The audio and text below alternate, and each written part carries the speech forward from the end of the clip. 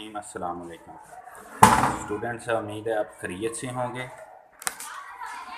आज हम अपनी क्लास 9th के लेक्चर्स रिव्यू को डिस्कस करेंगे। हमारी सारे एक्सरसाइज के लेक्चर्स हो गए हैं, वो आपको ऑलमोस्ट सारी एक एक करके सारे क्वेश्चंस मैंने सॉल्व कर दिए हैं। आप वो प्रीवियस जितनी वीडियोस हैं 9th क्लास न्यू सेशन की 2025 से 26 जो नया कोर्स आया उसमें आप देख सकते हैं। फिर भी आपको कोई चीज़ समझ ना आए तो मुझे कमेंट बॉक्स में बता दिया करें, नहीं तो मेरे पर्सनल नंबर पे शेयर कर दीजिए। मैंने अक्सर वीडियोज़ में नंबर भी बताया हुआ है, तो आप उसमें मुझे बता दीजिएगा, मैं आपको मज़ीद आपकी प्रॉब्लम्स को सॉल्व करके बता दूँगा जी। अब हम आज रिव्यू एक्सरसाइज को डिस्कस करते हैं जो चैप्टर 1 की है। फिर इंशाल्लाह हम इसके बाद दूसरे चैप्टर को स्टार्ट करेंगे। इसके चंद क्वेश्चन हैं, ये करने हैं, ये एक दो वीडियोज़ में फिर हम चैप्टर 2 स्टार्ट करेंगे। तो जी रिव्यू एक्सरसाइज में क्वेश्चन नंबर 2 जो है उसमें उसने ए की वैल्यू दी है, बी की वैल्यू दी है, सी की वैल्यू दी है। उसके दो जूज़ हैं, एक ये है और एक ये नीचे है, हम दोनों पे आ रहे हैं। तो कहता है वेरीफाई करना है डिस्ट्रीब्यूटिव प्रॉपर्टी को। मैंने बताया हुआ पहली वीडियोज़ में, ये डिस्ट्रीब्यूटिव प्रॉपर्टी होती है। अगर ए को इससे ज़रब दें और ए को इससे ज़रब दें तो ये डिस्ट्रीब्यूट हो रहा है, तकसीम हो रहा है दोनों के साथ। तो ये डिस्ट्रीब्यूटिव प्रॉपर्टी आपने होल्ड करवानी है। जो जो वैल्यूज़ दी गई हैं सिर्फ उनकी जगह पे रखें, ए की जगह पे उसकी वैल्यू, बी की जगह पे उसकी वैल्यू, सी की जगह पे उसकी वैल्यू, ये आपको मिली हुई है तीनों की वैल्यूज़। तीनों को रिप्लेस कर दें लेफ़्ट साइड पे भी, ए की जगह पे उसकी वैल्यू, बी की जगह पे उसकी, ए की जगह पे वो और सी की जगह पे उसकी वैल्यू। आपके पास क्या आ जाएगा? फिर ये कोई चीज़ आ गई है। इसका एलसीएम अक्सर बच्चों को मसला होता है, ये आप लोग ध्यान से समझ लीजिए एलसीएम हम कैसे लेते होते हैं।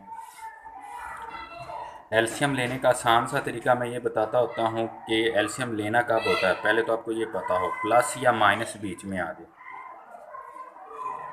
दो वैल्यूज़ के दरमियान में, तो तब हमने एलसीएम लेना होता है। फिर आप क्या करते हैं, इसको और इसको, जो बटे के नीचे रकम होती है दोनों को नीचे उतार लेते हैं। इसको इससे ज़रब दे देते होते हैं, इसको इससे ज़रब दे, यानी कि इसके नीचे वाला उसके ऊपर से ज़रब हो जाएगा, उसके नीचे वाला उसके ऊपर से ज़रब हो जाएगा। देखो 5 को 5 से ज़रब दी 25 आ गया, 3 को 7 से ज़रब दी 21 आ गया। ज़रब दी हमने 25 और 21 जमा कर दिए 46 बन गया। 5 को 3 से ज़रब दे दी 15 बन गया। तो न आपने फिर इसको कट करना, जो जो कट होता है, ये जैसे 3 5 15 हो रहा है वो कट हो रहा है, 2 से ये 46 कट हो रहा है, तो 23 आंसर आ गया। ठीक है जी, इधर से 23 बचा है और नीचे से हमारे पास 5 बचा है, वो लिख दिया 23 और 5। सेम ऐसे दूसरी राइट साइड पे आ गए आप, जो कुछ कटता है वो काट दे। जैसे 3 से 3 काट रहा है, 5/2 बचा है, बाकी ये 7 और 3 21 हो गया, 2 और 5 10 हो गया ये। ठीक है जी। अगर तो दो डिफरेंट वैल्यूज़ हों, जैसे ये है और ये है, आपने दोनों को नीचे उतार लेना है। बट अगर आपको लगे कि दोनों में कोई चीज़ कॉमन है तो आपने एलसीएम बड़े वाली वैल्यू ले लेनी होती है। मसलन जैसे 10 है, जब आप 2 और 10 का एलसीएम लेते हो तो वो आपके पास 10 आता होता है, ये चेक करें। तो वो हमने लिख दिया।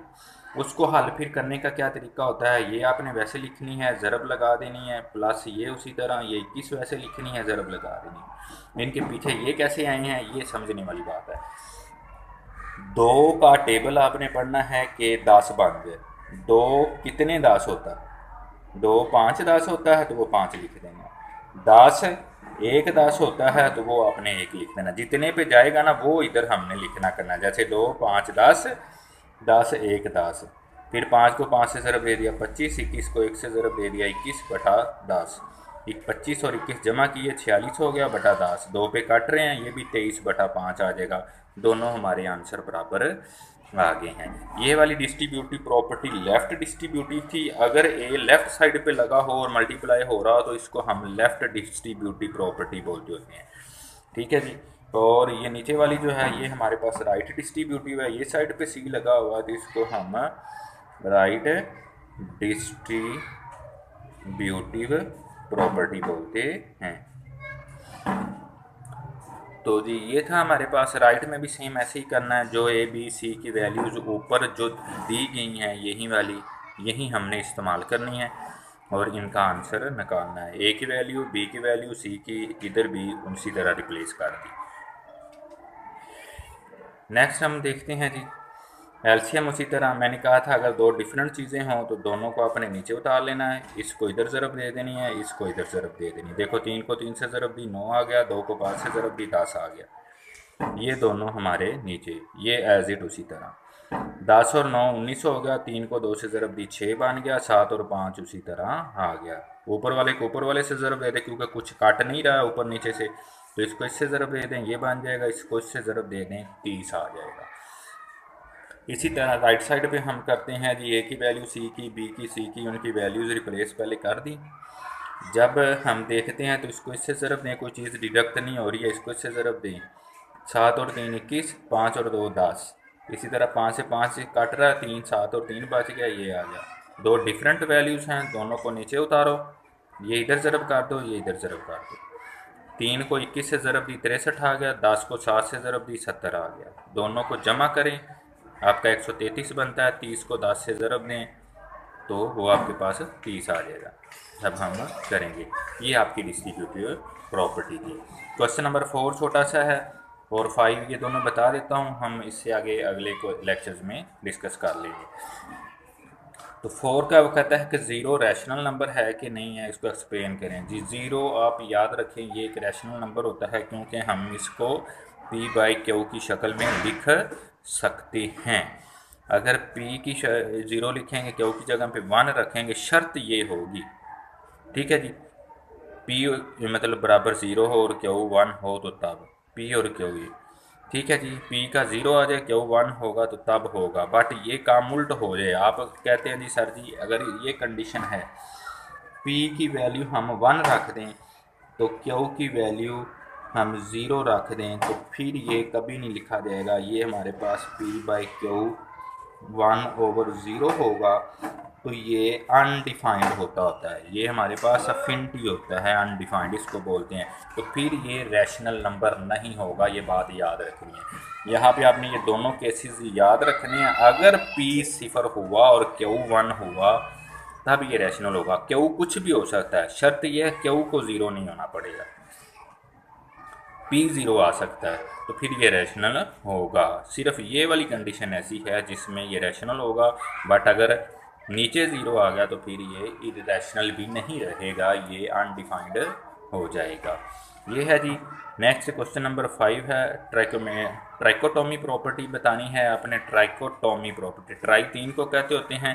3 जो है ना आपने प्रॉपर्टी 3 वैल्यूज़ को लेके प्रॉपर्टी बतानी है, उसमें a और b और c आपने रियल नंबर्स में से लेना है। ये फॉर ऑल का सैम्पल होता है, फॉर ऑल तमाम के लिए, ए बी सी तीनों के लिए रियल नंबर से लिया।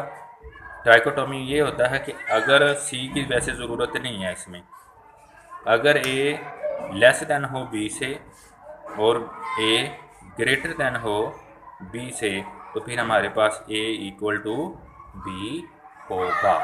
या दूसरी इसकी अगर हम सी के लिहाज से बात करें तो फिर हमारे पास ये होगी, अगर ए लेस देन हो बी से और बी लेस देन हो सी से तो फिर डेफिनेटली ए भी लेस देन होगा सी से। यही प्रॉपर्टी से भी हम कह सकते हैं कि ट्राइकोटोमी। अब एक में वो छोटा हो रहा है फिर दूसरे में वो बड़ा हो रहा है, तो इसका मतलब है दोनों बराबर हैं।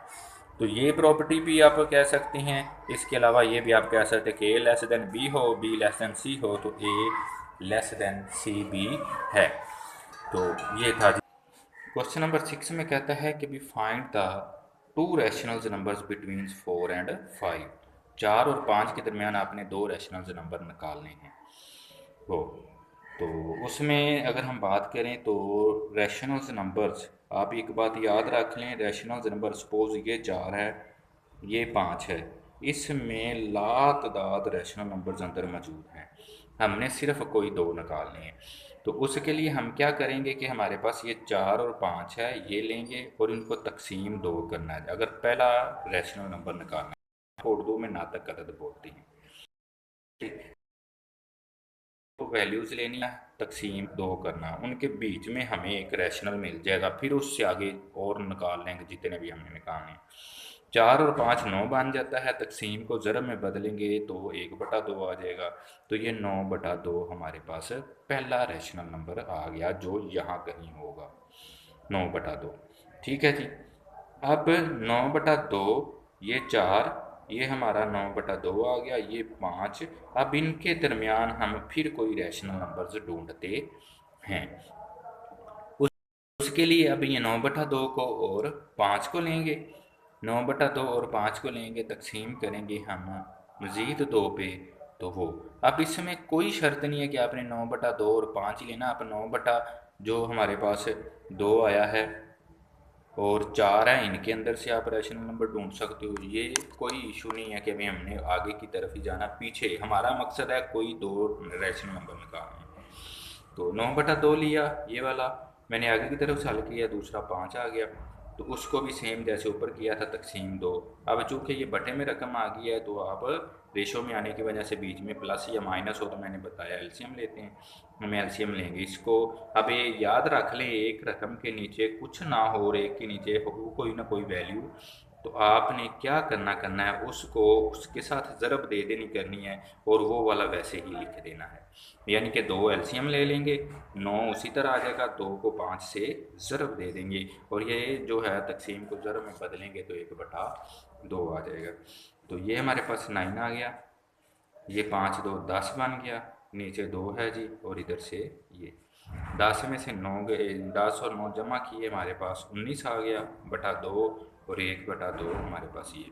फिर अगेन ज़रब दे दें 19 को 1 को और 2 को 2 से, तो ये हमारे पास दूसरा रैशनल नंबर ये आ गया 9/4। इसी तरह जितने वो मांगता जाएगा 19/4, जितने वो मांगता जाएगा हम निकाल लेंगे। ये तरीका ही रहेगा, कोई चेंजिंग नहीं करनी है। नेक्स्ट है क्वेश्चन नंबर 7। अगर हम बात करें क्वेश्चन नंबर 7 के लिए, कहता है कि सिंप्लीफाई करें ये जो फॉलोइंग क्वेश्चन है, दर्जल को मुख्तसर करना है हमने। 2 ये क्वेश्चन हैं, एक नीचे तीसरा है, इनको हमने हल करना है। तो आपने जब भी स्क्वायर रूट ख़त्म करना है, वो जितनी पावर होगी उसको 1 के नीचे लिखना करना है बाहर, इसलिए ब्रैकेट मैंने लगा दी, बाहर लिख दी। बाकी ये सारा कुछ हमारा ऐसे ही आ जाएगा। फिर उसके बाद इस पावर को इसके साथ अलग तकसीम करें, इसके साथ अलग करें, इसके साथ आप अलग डिस्ट्रीब्यूट कर दें। ये आप देखें तो 5 3 15 बन रहा है, 5 7 35 बन रहा है, 5 5 25 बन रहा है। एक्स की 3 बची है, वाई की 7 बची पावर है, और जेड की 5 जो है ना, 5 4 20, यहाँ से 4 बची है, 5 4 20, एक्स 3 वाई 7 और जेड 4, ये आपका आंसर है। इसी तरह अगर हम दूसरे को देखें तो सेम ऐसे ही 27, ये 2x उसी तरह, इसको 1/3 अभी मैंने आपको बताया है। तो जी ये हमारे पास 2x को जब 1 से मल्टीप्लाई करेंगे 2x हो जाएगा, नीचे 3, क्योंकि ये भी पावर है, उसकी पावर से मल्टीप्लाई होके ये आ गई। अब 27 को हम 3 ज़रब 3 ज़रब 3 लिख सकते हैं, 3 3 9 9 3 27, और ये उसी तरह आ गया। यानी कि इसके आपने ऑर्डर पेयर बनाने हैं, ये वाले। तो वो आया हमारे पास, ये 3 पावर 3 बन रहा है, 3 से 3 कट गया, 3 की पावर 2x आपका राइट आंसर हो जाएगा। नेक्स्ट है जी हमारे पास ये क्वेश्चन, काफ़ी इंपॉर्टेंट है, ये आप याद रखिएगा। तो ये हमें दिया गया है, मैंने आपको एक चीज़ बता दूं कि भी अगर कोई भी बेस हो, उसकी पावर अगर प्लस या माइनस हो रही हो, तो आप सेम बेस लेके, यानी कि वो बेस आप एक जैसी लें, पावर्स को आप अलग अलग कर सकते हैं। यहाँ पे यही मैंने किया है, ये 6 उसी तरह, 3 की n अलग कर दी है, 3 की 2 अलग कर दी है। इसी तरह 3 की n अलग कर दी है, 3 की 1 पावर अलग कर दी है, ये उसी तरह आ गया। अब गौर करें, नीचे 3n और 3n इधर, ये दोनों में कॉमन आ रहा है, ऊपर वाला उसी तरह रहने दें। ये 3n से 3n कैंसिल हो रहा है, 6 और 3 पावर 2, ये 9 बनेगा हमारे पास, यानी कि 6 है जी, ये 9, और ये 3 में से 1 गया 2, ये लिखा हुआ है, जो कट रहा है उसको काट दें, 2 और 6 3, फिर हमारे पास उसका राइट आंसर 27 आ जाएगा। अगर हम क्वेश्चन 8 की बात करें तो क्वेश्चन 8 में कहता है कि the sum of 3 consecutive odd integers, sum जमा लेना है, sum of 3 consecutive odd integers, 3 number लेने हैं, वो लगातार हों, मुसलसल हों, ऊपर से ऑड हों, ताक हों, ठीक है जी। इंटीजर्स जेड में से ताल्लुक़ रखते हों, तो वो उनका जब जमा करें तो वो 51 है और वो नंबर ही हमने ढूंढने हैं। 3 मसलसल तादाद का मजमुआ 51 है, ये इसकी उर्दू में स्टेटमेंट है और हमने वो नंबर ढूंढने हैं जी। मैंने ये 3 ऑड नंबर्स लिए हैं। अब ऑड नंबर्स आपको बता दूं, आप क्वेश्चन आसान करने के लिए इस तरह भी ले सकते हो, एक एक्स ऑड ले लो, एक एक्स प्लस 1 ले लो और एक एक्स प्लस हम 2 ले लें, 3 ले लें या कुछ है तो वो, लेकिन ये हमें एग्जैक्ट नहीं बताएंगे, फिर हमें एक्स को बताना पड़ना है कि वो ऑड है, ठीक है जी। ऑड है तो फिर उस मुताबिक ये हम x प्लस 2 कर देंगे, ये भी ऑड हुआ तो 2 लेंगे तो अगला ऑड आ जाएगा, 4 लेंगे तो फिर उससे अगला ऑड आ जाएगा, लेकिन इसमें एग्जैक्ट हमें पता नहीं चलता। अक्सर बच्चे इस तरह क्वेश्चंस करते हैं तो उनको इशू होता है। बट मैंने एक चीज़ मतलब इस लिहाज से की है, ये काफ़ी अप्रोप्रिएट है, बहुत अच्छी है। इससे आप इसको देख लें ये भी ऑड रहेगा, इसको देख लें ये भी ऑड रहेगा, इसको देख लें ये भी ऑड रहेगा, कोई भी आप एक्स की वैल्यूज़ रख लें, चाहे इवन रख लें चाहे ऑड रख लें, आपको एक्स हमेशा ऑड ही मिलेगा। तो बेहतर है कि भी आप क्वेश्चन को हुस्न पैदा करने के लिए कि भी ज़्यादा अच्छे अंदाज में, क्योंकि हमें उसने ऑड मांगे हैं और तीनों लगातार मांगे हैं तो हम ये वाले ऑड ले लें। क्वेश्चन बिल्कुल आसान ही है, ये नहीं है कि भी आप इस तरह कर लें तो जी ये ज़्यादा आसान है, ये भी आसान है। बस देखो आप एक्स की जगह पे सपोज 1 रखो, 2 को 1 से ज़रब दो, 2 और 1 जमा 3 बन रहा है, 2 रखो, 2 2 4 और 1 5 बन रहा है, आप किसी में रख के देख लो आपको इंशाल्लाह ऑड ही मिलेंगे। तो जी तीनों ऑड्स को हम जमा करते हैं जी, उसने सम कहा हुआ है, तीनों ऑड्स का सम ये देख लें, सम है वो 51 है, इसको इसको और इसको हमने जमा किया 6 बन गया, 1 3 और 5 हमारे पास 9 बन गए, ठीक है जी। तो ये उधर ले गए -9 हो गया, 51 में से 9 गए 42 आ गया, 6 को इधर ला के तकसीम कर दें हमारे पास 7 6 42 आ जाएगा। तो जी हमारा x का आंसर आ गया 7। अब चूँकि हमने ऑड 1 2 और ये 3 लिए हैं, पहला ऑड निकालना है, ताकत निकालना है, तो पहले की ये वाली लिख ली, x की जगह पे 7 रखे, हमें पहला ऑड मिल गया।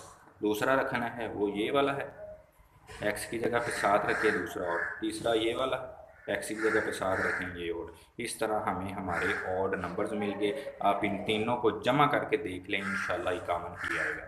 तो ये अप्रोप्रिएट क्वेश्चन था, उम्मीद है आपको समझ आ गई होगी। Thank you so much. अपना जो है राय का इजहार कीजिए कि अगर कोई चीज़ समझ ना आए मुझसे कमेंट बॉक्स में पूछ लिया करें। Thank you so much. अच्छे से ख्याल रखिएगा जी। अस्सलाम वालेकुम।